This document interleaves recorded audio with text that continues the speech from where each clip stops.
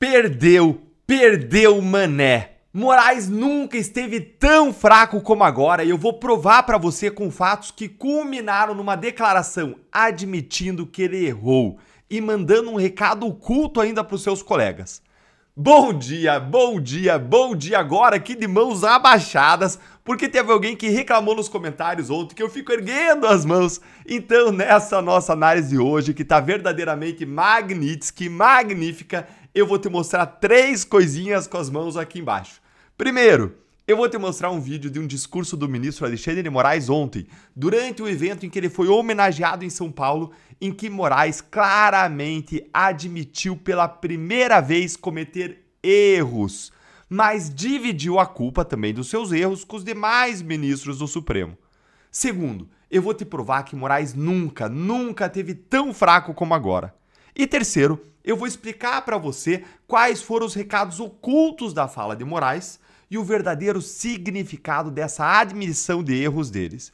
Então bora aqui direto para o primeiro ponto com esse vídeo que eu postei nas minhas redes sociais. Olha aí. Então nós realmente podemos, com erros e acertos, porque isso faz parte de qualquer instituição composta por seres humanos. Nós tivemos uma tentativa de golpe de Estado e as instituições reagiram, as instituições souberam atuar dentro do que a Constituição estabeleceu. Então nós realmente podemos, com erros e acertos, porque isso faz parte de qualquer instituição composta por seres humanos. As instituições, elas acabam, obviamente, repetindo os erros dos seres humanos. Exatamente por isso, o judiciário é um órgão colegiado, para que os erros diminuam, para que uns corrijam equívocos e erros dos outros. Gente, olha, foi a primeira vez que eu vi Alexandre de Moraes falando em erros. Agora, quais erros, ministro? Quais erros? Fala pra gente. A gente quer saber. O Brasil inteiro tem o direito de saber quais erros, quais equívocos. Por acaso, a prisão ilegal de Felipe Martins por mais de 6 meses sem denúncia, com base em um documento falso, foi um erro? E a prisão ilegal da Débora sem denúncia por mais de 1 ano também? A morte do Crezão? A condenação de quem sentou na sua cadeira há 17 anos? A censura disseminada? O processo da trama golpista? O juiz vítima? Olha, eu não vou ficar aqui relembrando todos os casos, senão a gente vai ficar aqui o dia inteiro, a gente não vai analisar os outros pontos. Mas vocês entenderam a ideia, né?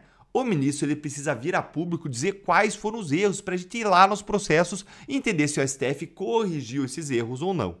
Mas eu vou deixar para te falar lá no final, no terceiro ponto, qual que é o real significado dessa fala do Moraes.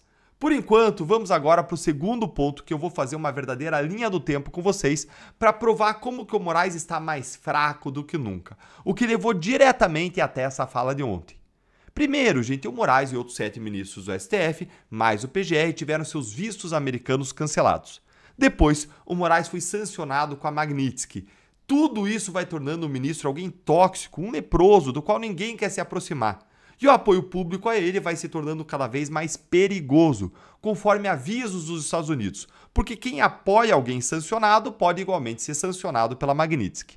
E nesse contexto, todo mundo começou a largar a mão do ministro. Veja o governo Lula. Há poucas semanas, o governo enviou uma carta em resposta ao Departamento de Justiça norte-americano sobre as decisões ilegais do Moraes e jogou Moraes na fogueira. O governo confirmou que tudo que o ministro estava fazendo era, sim, ilegal e fora do rito. Foi como se o próprio governo Lula tivesse entregado ali Moraes aos lobos. Mas não foi só isso não, gente. Não foi só executivo. Incrivelmente, no Congresso Nacional, foram somados 41 senadores favoráveis ao impeachment de Moraes. E na Câmara, tá para ser votado o fim do foro privilegiado e a anistia, que objetivo enfraquecer ainda mais Moraes. Além do governo e do Congresso Nacional, veja a mídia. Depois da aplicação da tornozeleira eletrônica em Bolsonaro e a prisão de Bolsonaro, todos os grandes jornais do país, todos, simultaneamente, detonaram Moraes por conta dos seus abusos. Folha de São Paulo, Estadão, até o Globo. E ontem o Wall Street Journal, um dos maiores jornais do mundo, publicou um artigo de opinião dizendo como que quem deu um golpe de Estado do Brasil, dizendo explicitamente isso, gente, que quem deu um golpe de Estado no Brasil não foi a direita, mas sim quem? O próprio STF. Tem uma análise disso aqui no canal que é imperdível. Eu vou deixar o link na descrição e na tela no final para vocês. Só que essa não foi a primeira vez, nem vai ser a última. O próprio Wall Street Journal, ele já tinha criticado Moraes outras 2 vezes, assim como outros grandes jornais internacionais. Tudo foi crescendo, crescendo, crescendo, até gerar um racha no próprio STF. Ministros do STF disseram na imprensa que ficaram irritados com Moraes por mandar prender Bolsonaro e que podem derrubar a decisão.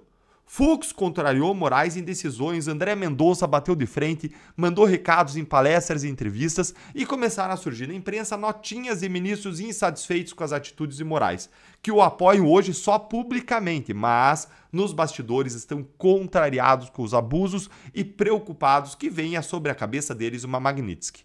Aí Lula convoca todos os ministros do STF para um jantar em apoio a Moraes. E o que acontece?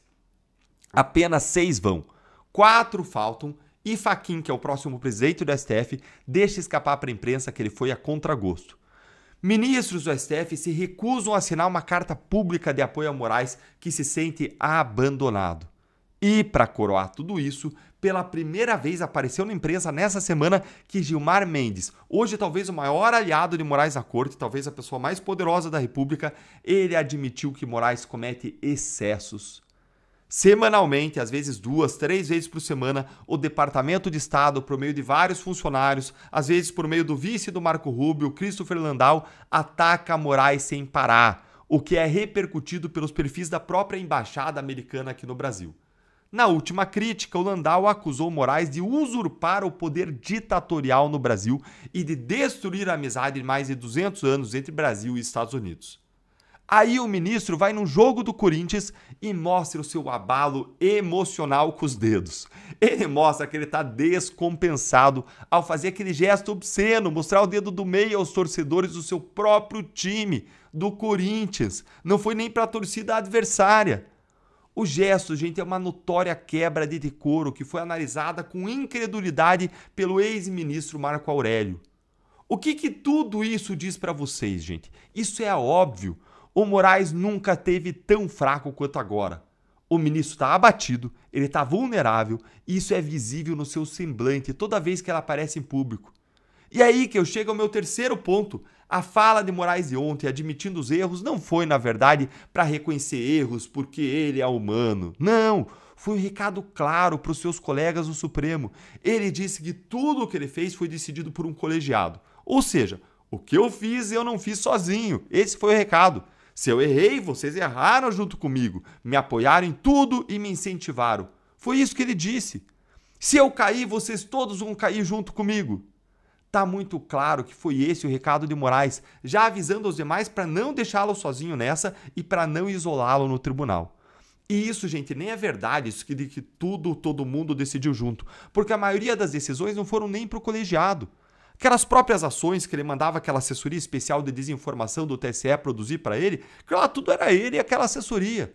Agora a questão é, o que vai ser mais forte para os ministros do Supremo? A lealdade cega a Moraes ou o instinto da sua própria sobrevivência, dos seus negócios e dos seus familiares? É isso que nós veremos a partir de agora, mas se eu fosse o Moraes, eu não confiaria na lealdade de ninguém ali dentro. E você, me conta aí nos comentários. E se você acha, como eu acho, que a gente precisa não só trabalhar, mas também orar pelo Brasil, você entendeu que existe uma guerra que é travada no campo das ideias, no campo espiritual, no campo da cultura e da fé. E chegou a hora de despertar a maioria cristã do nosso Brasil. Se você é cristão, se você defende a verdade e valores inegociáveis, não deixe de participar no dia 19 de agosto, agora, terça-feira que vem, às 20 horas, da aula magna Guerra Cultural, a batalha pela sua mente. Vai ser uma aula comigo e com a Cris Correia, totalmente gratuita, e ela é especialista nesse assunto. A gente quer te ensinar a entender a realidade política e social a partir da visão cristã, da visão bíblica. Eu espero você lá.